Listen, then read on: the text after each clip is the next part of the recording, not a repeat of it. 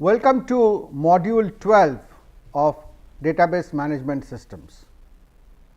In this module, we will talk about the formal relational query languages. In the last couple of modules, we have discussed about SQL at length, introducing it, dealing with the intermediate level of SQL features, and then exposing to some of the advanced features as well. The foundational mathematical model of SQL, the query languages, are to be discussed in this present module. So, this is what we had done in the last module. In the current one, we will work to understand the formal query languages primarily through relational algebra, and then we will also take a look into some of the calculus aspects, tuple relational calculus and domain relational calculus, and we will show by example the equivalence between the algebra and the two calculus. So, formal relational query languages are of three types. One is known as relational algebra. This is procedural in nature. So, we specify what operations need to be done to achieve the result, and the whole formulation is based on set algebra.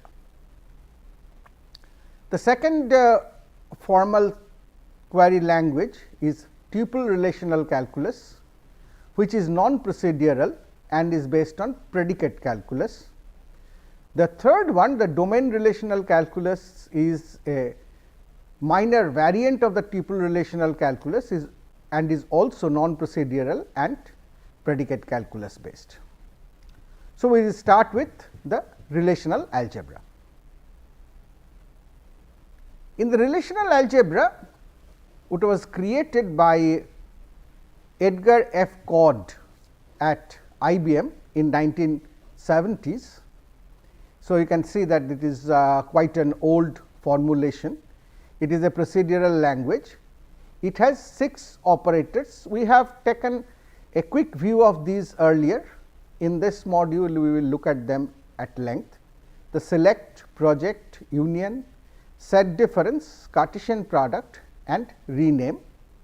We will also look at few derived operations like intersection and division, which can be expressed in terms of these basic operators, and each one of these operators can take one or two relations as input, and they produce one relation as a result.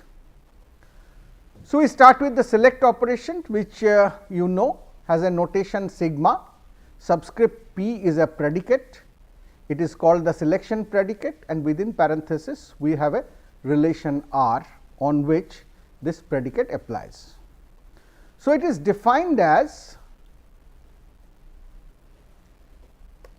a set where you collect all the tuples, all the rows designated by T, and you specify that T belongs to the relation. So, it already exists in that relation and it satisfies the particular selection predicate. So, any tuple that satisfies this predicate is included in the result, any that does not satisfy is excluded from the result. P here particularly is a propositional calculus formula or expression, where we have different terms that are connected by conjunction or and, disjunction or negation or not. And each term by itself could be something like this. It is an attribute, operate and an attribute, where operators are different comparison operators, one of the any 6, or a term could be an attribute, operator, a constant. So, given that we can write any expression which is a predicate, and applying that we can select the tuples from the relation R which satisfy this predicate.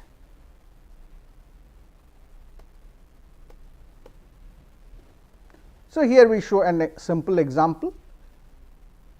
Instructor is a relation, department name is an attribute, within quotes physics is a constant or literal.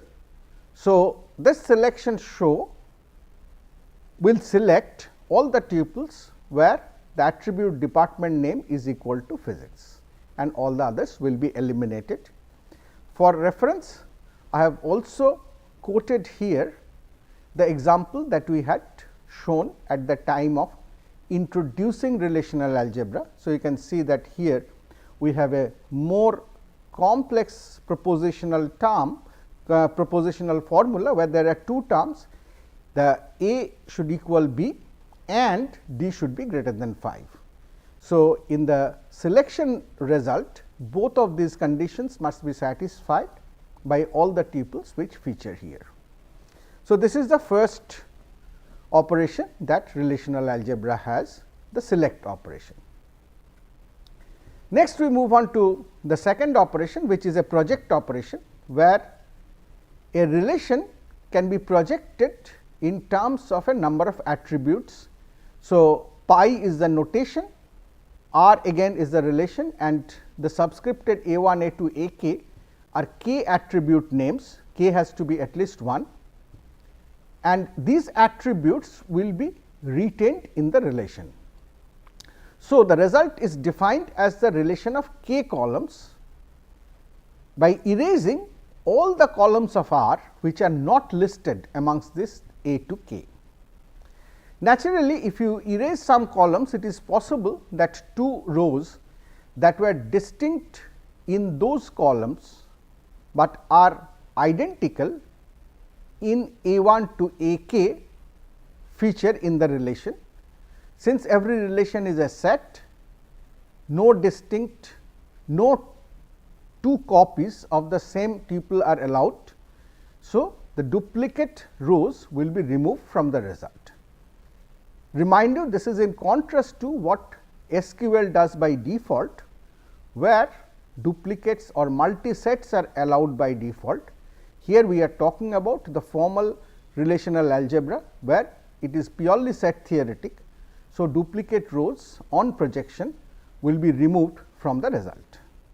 So, we have an example from the instructor relation we had seen earlier. We are projecting ID, name and salary. So, we are removing the department name which also exists in the same relation.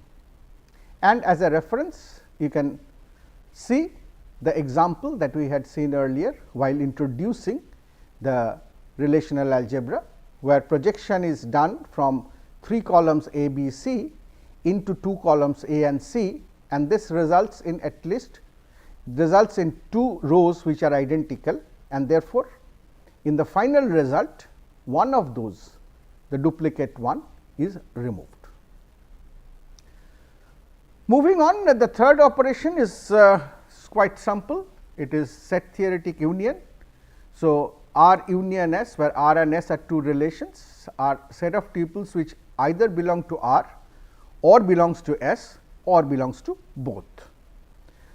The condition is, you can take union if both these relations have the same arity, and the order of the attributes must satisfy that every corresponding attribute must have compatible domains.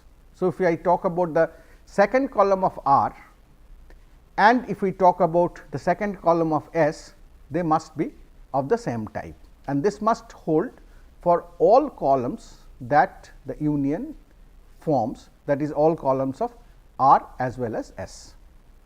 Otherwise, this operation is not defined. So, as an example, we show that to find all courses taught in fall 2009 semester, this is the query where we do a selection to find all tuples which are taught, which represent courses taught in fall 2009 semester from the section relation. We do a projection to get the IDs of those courses only, and the second row tells you the courses that are taught in the spring 2010 semester, and we do a union to get courses that are taught either in fall 2009 semester or in spring 2010 semester or both. This is how the union is performed, and this is the earlier example repeated here. Set difference is again just a simple difference of sets R minus S, where a tuple belongs to R and it does not belong to S.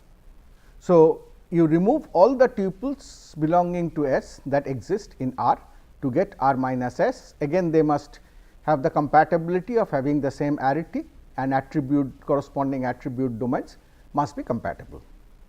This is an example to show to find all courses taught in fall 2009, but not in spring 2010. So, as opposed to union in the last slide, you do a set difference to get this result. So, this is how you can use set theoretic operation to get different relational results. This is also the result from the earlier example. Set intersection can be supported, is supported, but it is not a basic operation, because as it is defined by all tuples which belong to both R and S, it can actually be computed by applying set difference twice, and certainly for set intersection also the same assumption about arity and compatibility of types hold, and this is the earlier example.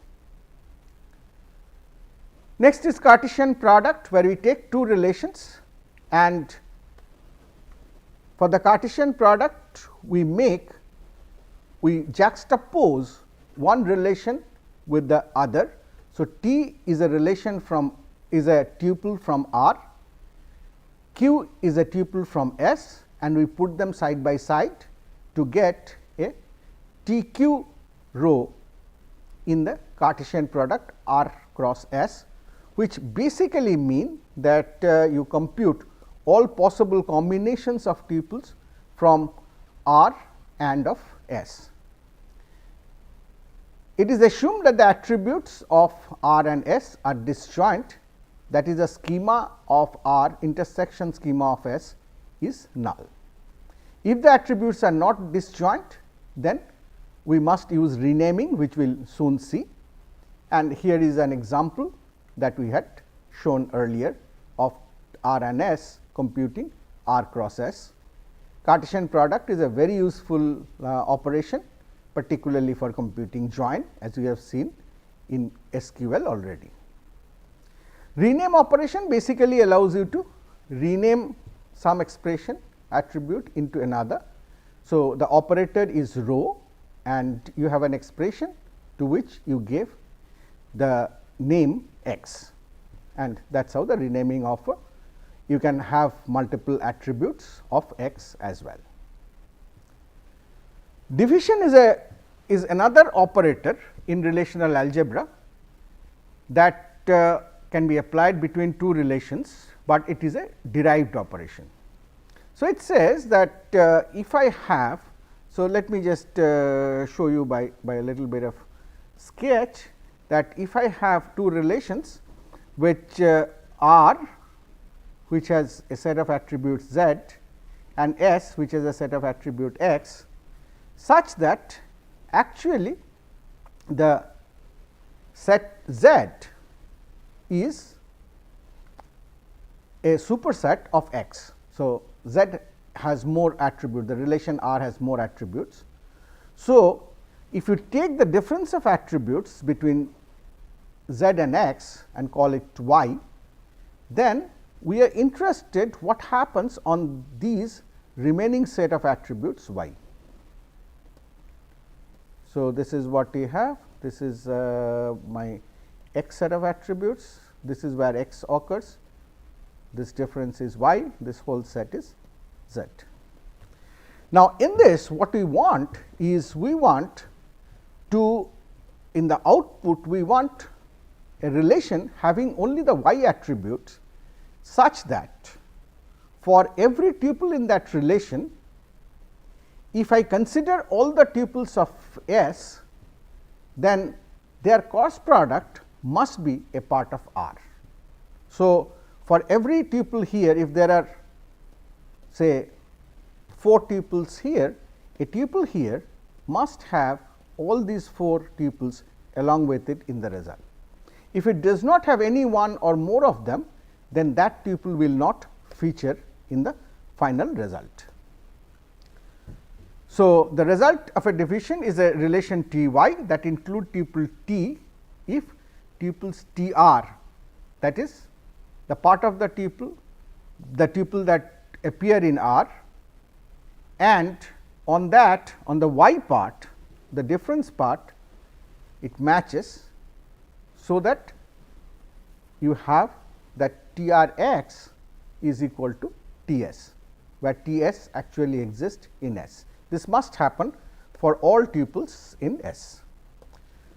So, division is a very good interesting operator, which is often required for coding different queries. So, it is a derived operation. Let us take an example. Let us say this is the relation R and this is the relation S, and I am trying to compute R divided by S. So, what I want is over the attributes of this is therefore x, this is x, this is attribute y, attribute set y. So, all over x, all the values that I have, I must have those values in the relation R. If I do, then the attribute, the particular tuple matching on the attribute y goes on to the result. So, alpha goes on to the result, because you have both alpha a, alpha 1 as well as alpha 2 in the set R, in the relation R. Beta 1 is there and beta 2 is also there. So, beta also goes into the relation, alpha goes in because 1 is there,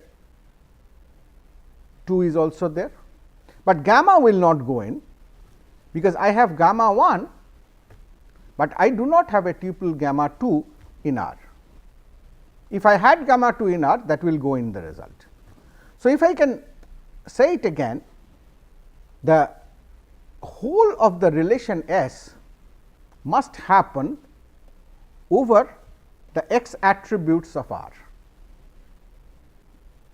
Consider these two together. If that happens, then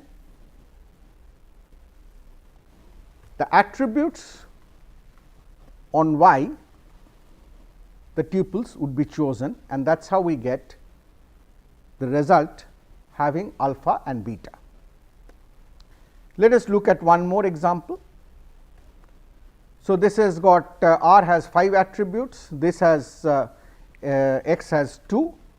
So, this is 2 attributes x, these are 3 attributes y, and what I have to look for is those tuples in R where the values over y would be same, and I should be able to get the whole table of x over whole table of the relation S over the x attributes. So, if we look at here, this is A 1 B 1, A 1 B 1 here, these are identical. So, this particular tuple will go into the result. If I look in here, this tuple will go into the result. But if I consider this tuple beta A gamma, which has A 1 over D E, but beta A gamma does not have B 1, it has B 3. So, it will not go into the result. So, if you conceptually look at, that is the reason this is called a division, So, you get this here, you get this here. So, this is like the way we divide, that this is the whole, and wherever it goes in, if the tuples that are identical on the y set of attributes, we will collect them into the final result. So, this is the division operation, which by which we can compute the students who have taken both A and B courses with instructor 1 will be found out from this division operation.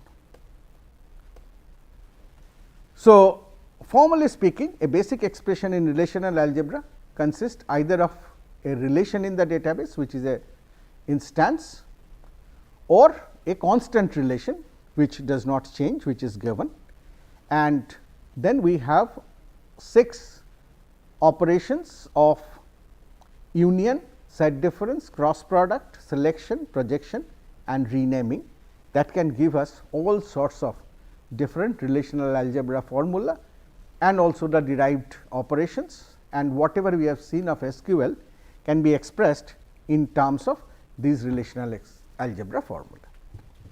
Now, relational algebra is not something totally unique. The same thing can be done in terms of other formulations also. A second formulation which is also used is known as tuple relational calculus, which is non-procedural. Relational algebra was procedural because you are actually doing the explaining what the operations are, you are detailing out what the operations are. In tuple relational calculus, you just specify what the condition is, you are specifying what this condition is. So, those tuples which satisfy this condition form the relation. So, P is a predicate. So, whatever T satisfies the predicate are included, and if A is an attribute, then T A will denote the value of the tuple on attribute A. A could be a single attribute, it could be a set of attributes also, and T is a relation that belongs to R. P is, as said, it is a predicate calculus formula. So, it could be a set of attributes or constants. This I am just included for your help. If in case you have become rusted with predicate calculus, you can refer to them. A predicate calculus is a set of attributes and constants. It is a set of comparison operators, the 6 of them. There are a set of connectives. These are all same as the propositional calculus. There is implication, which says if x is true, then y is true. If x is false, then the whole thing is true vacuously. And what makes it primarily predicate calculus is the fact that it has existential quantifier, which says that the formula there exists T belongs to R, Q T holds if I can find at least one tuple T which satisfies Q T. Similarly, there is a universal quantifier where I will say that for all T belongs to R, Q T is true if for all tuples of R, T satisfies Q T. So, this in tuple relational calculus, all conditions, all predicates are formula of this kind, and with that we can represent any relational set in full. There is a word of caution, because it is possible to write tuple relational calculus expression that can potentially generate infinite relations. Now, infinite relations are naturally not representable. For example, if I write simply this, that R is a relation, and I write this predicate that not of T belongs to R, which is basically complement set of R. Now, a complement set of R potentially may be infinite if the domain is infinite. So, such expressions, tuple relational expressions, are not acceptable as a part of the design. So, whenever we want to do this, we would like to guard this by putting some additional condition, and we have to make sure that any expression that we have in tuple relational calculus is a safe expression, in the sense that it does give me finite number of tuples in the relation. A third formalism that exists, that is used, is known as domain relational calculus, which is also non-procedural and equivalent in power to tuple relational calculus again, which is very similar to tuple relational calculus. The only difference being, if you just recall, tuple relational calculus, we are writing collection of tuples T such that P T, that is the predicate P is satisfied by T. Here, instead of writing a tuple variable T, we expand it out in terms of all its components. So, we write the values of the different components of T over different n attributes and write it as a n tuple. And so, here instead of having one variable T, we have n variable x 1 to x n, and therefore, the predicate is formed of these n variables, where x 1 to x n represent the different domain values, domain variables, and that leads to the reason for the name domain relational calculus. Now, of the three formalisms that we have seen, we will not go into direct mathematical proofs, but in the next couple of slides I just show that they are equivalent in nature. What means that if I can write an expression in relational algebra, then it is possible to write an equivalent expression in tuple relational calculus and in domain relational calculus and vice versa. So, if I can write an expression in any one of these formalisms, then there are equivalent expressions in the other two formalisms as well, which is probably very easy to see between tuple relational calculus and domain relational calculus, because one is just representing the whole tuple as a single variable, whereas the other is representing in terms of n domain variables.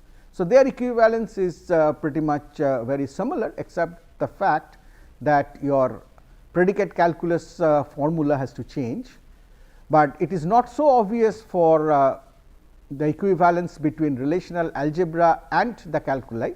So, we just show a few examples of the basic operations. For example, say select operation.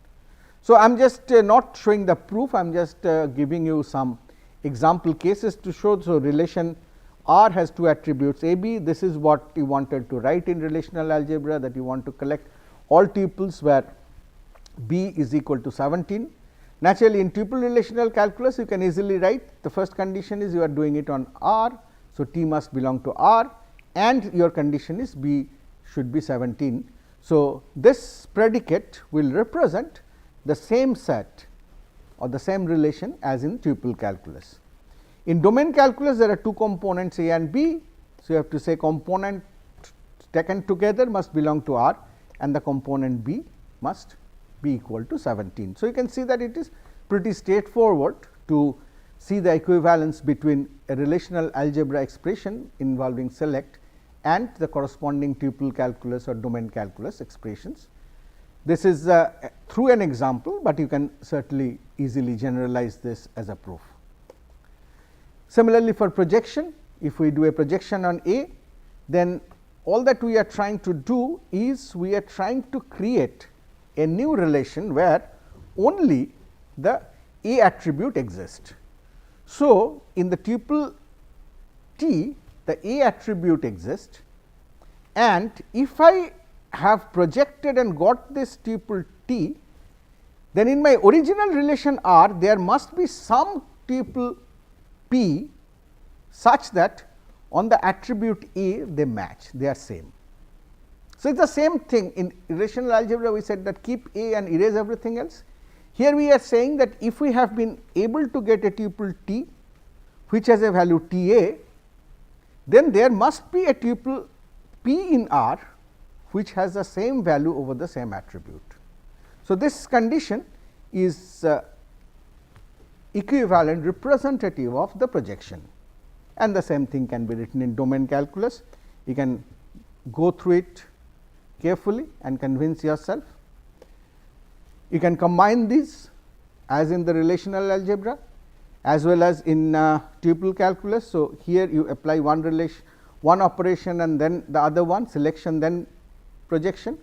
Here you are combining this is part of projection, This is also part of projection, but this condition has come from the selection and get a total predicate calculus predicate, which will give you the tuple calculus expression for this combined expression of relational algebra. Domain calculus will certainly happen in a similar manner. Union certainly is straightforward, so you can do it yourself. Set difference is again very straightforward, because that is in fact in set theoretically whatever operations we have there. Relational algebraic definition itself is a tuple calculus formula. You can expand them out and write in the domain calculus as well. Intersection plays out in the same way, tuples that belong to both R and S. Cartesian product is little bit more involved, because all that you are saying here is, if I have a Cartesian product, then if that product has a tuple T, then there must be a tuple P in the relation R, the left relation, there must be a tuple Q in S, the right relation, so that the final tuple T matches P on the A attributes, the B attributes, that is the attributes of relation R, and the components of T matches the tuple Q in the attributes of S. If all these conditions happen together, then naturally this tuple T is a valid tuple for the Cartesian product. So, you could take examples and work this out and convince yourself that these are really equivalent. We can define a natural join in a similar way, which I will leave it as an exercise for you to convince yourself that this relational algebra expression for natural join indeed has similar equivalence in tuple and domain calculi. Division we just showed as a derived operation. We have not showed how in relational algebra you can write division using the other operations. I will leave that as an exercise as well, but here what I show is in tuple calculus how you can write division using the quantifier. So, here you can see that here for the first time we do need to use the universal quantifier to make sure that while I divide, that the whole of the table of S must be available against the part of the tuple, part of the y attributes as we said, that will be collected in the result. So, to summarize, we have discussed primarily the relational algebra with some examples. We have introduced the tuple relational and domain relational calculus, and through a set of examples we have shown that we have illustrated that the algebra and the calculi are equivalent, and I would request you to work out more examples to understand the equivalence, or if you are really enthused, please try out proving their equivalence formally as well.